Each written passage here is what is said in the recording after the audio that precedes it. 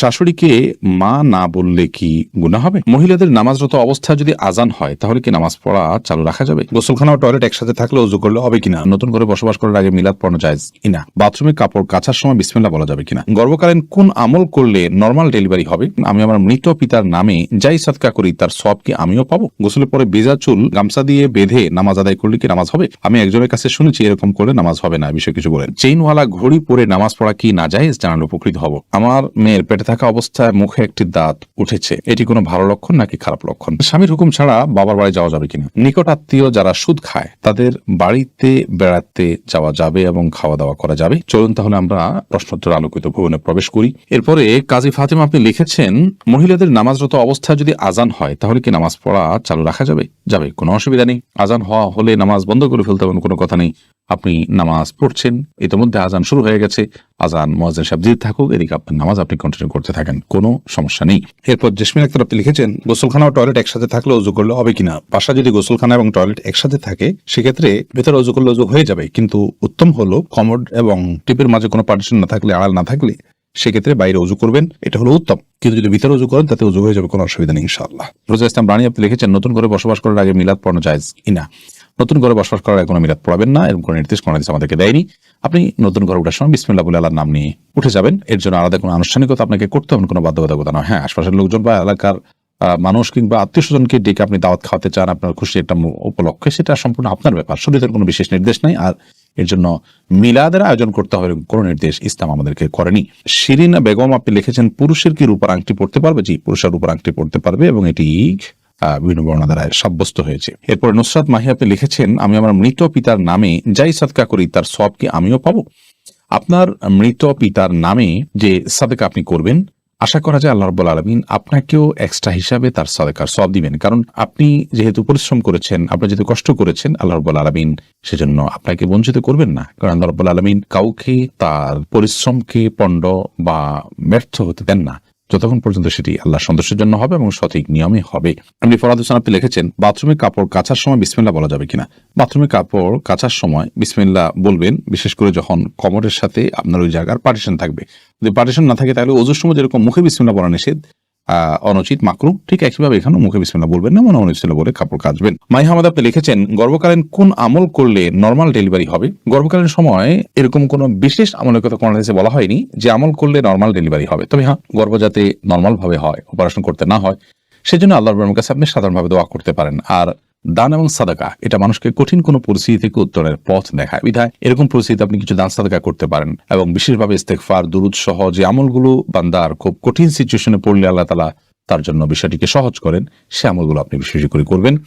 আল্লাহ তাআলার কাছে সাধারণভাবে দোয়া করতে থাকবেন। এছাড়া সুনির্দিষ্ট কোনো দোয়া বা আমল কোন হাদিস আমাদেরকে শেখায়নি যেটার মাধ্যমে নরমাল ডেলিভারি হবে। মিথিলা মলি আপনি লিখেছেন, রাস্তার পাশে কবরস্থান থাকলে নাপাক অবস্থায় গেলে কি গুনাহ হবে? রাস্তার পাশে যদি কবরস্থান থাকে তাহলে সেই কবরস্থানে আপনি নাপাক অবস্থায়, অর্থাৎ আপনার ওযু নেই অবস্থা আপনি প্রবেশ করলেন, কোনো অসুবিধা নেই, আপনি জিয়ারত করতে পারেন। কবর জিয়ারত করার জন্য যে আপনাকে ওযু অবস্থা থাকতে হবে এরকম কোনো বাধ্যবাধকতা নেই।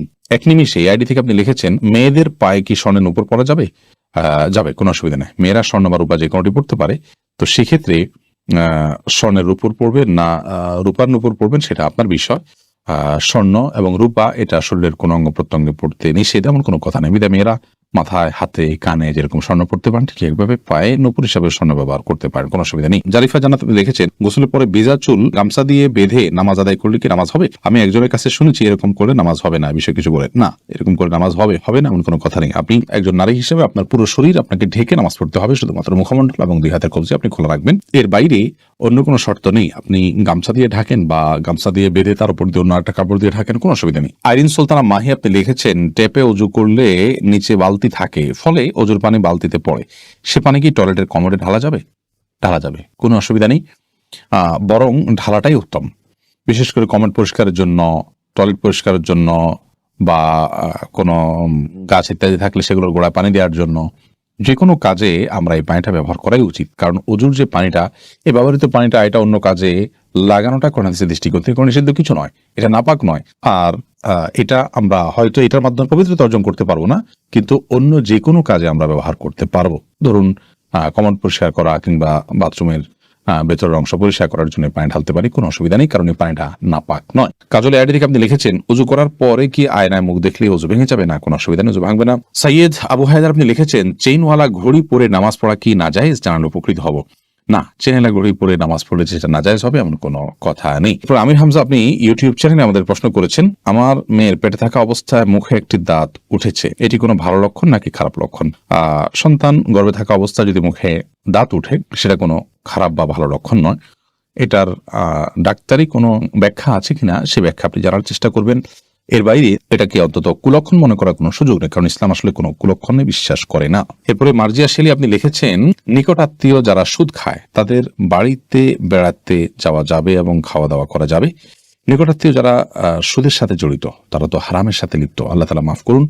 এই সুদের সাথে জড়িত হলে, হারামের সাথে যদি লিপ্ত থাকে, তাদের উপার্জন শুধুই হারাম হয়, তাহলে সেক্ষেত্রে তাদের বাড়িতে যেতে পারেন, কিন্তু তাদের খাওয়া দাওয়াটাকে কৌশল আপনি অ্যাভয়েড করবেন। আর যদি তাদের অন্য হালাল উপার্জন থাকে তাহলে সেক্ষেত্রে হালাল উপার্জন পরিমাণ বেশি থাকলে আপনি সেখানে খেতে পারেন। আর যদি হারাম উপার্জন পরিমাণ বেশি থাকে, হালাল উপার্জন পরিমাণ কম থাকে, তাহলে খাবেন না। আর যদি তিনি সুনির্দিষ্ট করে হালাল উপার্জন থেকেই দিয়েছেন আপনি জানেন, তাহলে সেক্ষেত্রে সেটা অবশ্যই খেতে পারেন। সাবির ইয়াসমিন জানাত আপনি লিখেছেন স্বামীর হুকুম ছাড়া বাবার বাড়ি যাওয়া যাবে কিনা? আপনি যেহেতু স্বামীর সংসারে থাকেন, অতএব তার সুবিধা অসুবিধা, তার প্রয়োজন ইত্যাদি বিষয় থাকতে পারে, সেই কারণে তাকে আপনি বলে যাবেন। কিন্তু স্বামী আপনাকে আপনার বাবার বাড়ি যাওয়া থেকে বঞ্চিত করে রাখবেন, যেতে দিবেন না, আটকে রাখবেন এবং তার খেয়াল খুশি মতো সে আপনাকে আপনার বাবা মার সাথে সাক্ষাৎ করা থেকে বিরত রাখবেন, সে অধিকার কিন্তু তার নাই। সেটা যদি তিনি করেন তাহলে তিনি অন্যায় করছেন। তবে হ্যাঁ, অবশ্যই আপনি চেইন অফ কমান্ড, একটি ফ্যামিলির পারস্পরিক যে বোঝাপড়া সেটা যেন ভালো তার জন্য আপনি বলে যাবেন, এবং এই বলে যাওয়ার মধ্যে ভদ্রতা, এই বলে যাওয়ার মধ্যে নিজেদের বোঝাপড়া যে আছে সেটির প্রমাণ হয়। বিধায় এটাকে দোষণীয় মনে করা যে আমি তাহলে কি বন্দী হয়ে গেলাম, এরকমটি মনে করার কোনো কারণ নেই। শরীফ শাহরি আপনি লিখেছেন অজু ছাড়া কি জিকির করা যাবে? যাবে, জিকির করার জন্য অজু করা শর্ত নয়। এমডি আবুল কালাম আপনি লিখেছেন মহর পরিশোধের আগে স্ত্রী যদি মারা যায় তখন স্বামী কিভাবে মহর পরিশোধ করবে? তার পক্ষ থেকে দান সদকা করে দিবেন, কিন্তু উচিত হলো জীবদ্দশাতেই মহর পরিশোধ করা। আয়েশা সিদ্দিকা আপনি ইসলাম প্রশ্নদের পেজে প্রশ্ন করেছেন মহিলাদের জন্য সব জায়গায় নামাজের ব্যবস্থা থাকে না, অনেক সময় এই কারণে নামাজ কাজা হয়ে যায়, এই জন্য কি বাড়ি থেকে বের হওয়ার আগে অগ্রিম নামাজ পড়ে বের হতে পারবো? না, অগ্রিম বের নামাজ পড়ার কোনো সুযোগ নেই, নামাজ ওয়াক্ত মতো পড়তে হবে। ইন্না সলাতা কানাত আলাল মুমিনিনা কিতাবাম মাওকুতা, নিশ্চয়ই নামাজ ইমানদারদের জন্য নির্দিষ্ট সময় পড়াটা আবশ্যক করা হয়েছে, বিধায় সময় মতো আপনাকে নামাজ পড়তে হবে। বাড়ি থেকে বের হওয়ার আগে আপনাকে অগ্রিম নামাজ পড়ার কোনো সুযোগ নেই। তবে হ্যাঁ, যেখানে যাচ্ছেন সেখানে নামাজের ব্যবস্থা যদি না থাকে আপনি ব্যবস্থা করে নেবেন, প্রয়োজনে রাস্তার এক পাশে দাঁড়িয়ে যাবেন, কোন একটা ফাঁক ফোকর আপনি দাঁড়িয়ে যাবেন, কিন্তু আপনাকে অবশ্যই নামাজ পড়তে হবে সময় মতো। এরপরে কবির হোসেন আপনি লিখেছেন শাশুড়িকে মা না বললে কি গুনাহ হবে যদি তিনি কষ্ট পান? শাশুড়িকে মা বললে তো গুনাহ হবে না, কারণ এটা তো আপনি গর্ভধারণকারিণী মা হিসাবে তাকে আপনি মা সম্বোধন করছেন, এটা সম্মানসূচক ভাবে মা হিসাবে আপনি তাকে আখ্যায়িত করছেন। কারণ আপনি আপনার মায়ের নাম যেখানে সেখানে লিখতে হয় সেখানে শাশুড়ির নাম কোথাও লেখেন না, তার মানে আপনি তাকে আপনার গর্ভধারণকারিণী মা হিসাবে স্বীকৃতি দিচ্ছেন না, বিধায় তাকে মা বলতে কোনো অসুবিধা নেই। বললে তিনি কষ্ট পান তাহলে সেক্ষেত্রে এরকম তো আর কথা নয়। যদি এরকম হয় তাহলে সেক্ষেত্রে আপনি বলবেন না। আপনি লিখেছেন প্রশ্নে শাশুড়িকে মা না বললে কি গুনাহ হবে? না বললে তো কোনো গুনাহ হবে না। আপনি প্রশ্ন করার কথা যে মা বললে কি গুনাহ হবে কিনা, না বললে তো গুনার কিছু না। শাশুড়িকে আন্টি বলেন বা অন্য কিছু বলেন,